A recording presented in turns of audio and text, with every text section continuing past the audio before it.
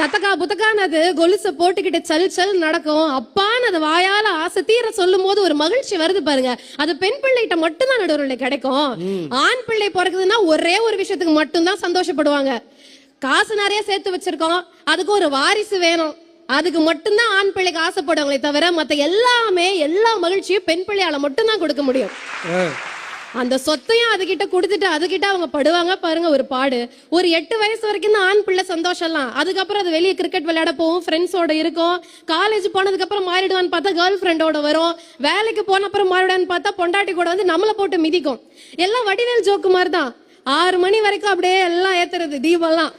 6 மணிக்கு மேல நல்லா ஃபுல்லா போட்டு வந்து அது வேற வாய் இது நார வாயின்னு போட்டு மிதிப்பாங்க நம்மளையே.